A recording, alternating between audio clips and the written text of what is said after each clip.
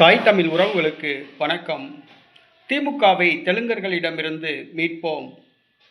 திமுகவை தெலுங்கர்களிடமிருந்து மீட்போம் என்ற தலைப்பில் இந்த காணொளியை நாம் காண்கிறோம்.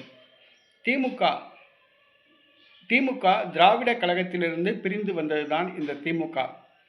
திராவிட கழகமே கன்னடர் தந்தை பெரியார் பெயர் மாற்றப்பட்ட கட்சி. நீதி கட்சியைத்தான் அவர் திராவிடர் கழகம், தமிழர் கழகம் என்று பெயர் மாற்றுவதற்கு பதிலாக திராவிடர் கழகம் என்று பெயர் மாற்றினார்.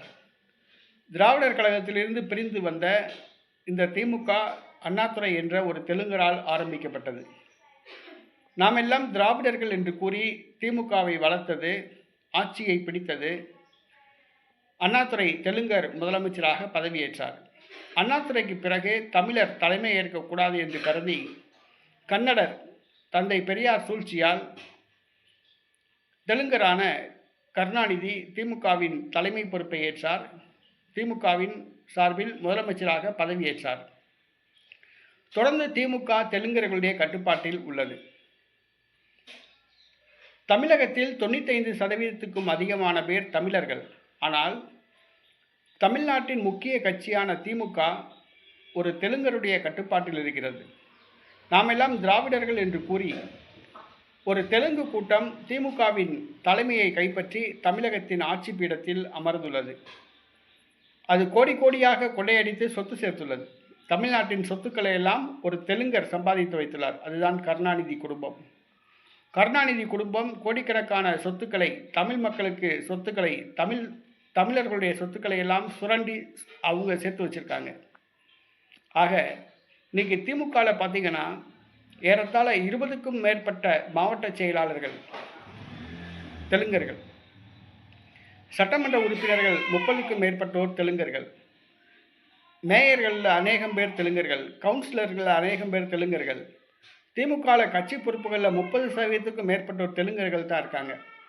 தெலுங்கர்கள் தான் இன்னைக்கு திமுகவை ஆள்றாங்க. இதை தமிழர்கள் புரிந்து கொள்ள வேண்டும்.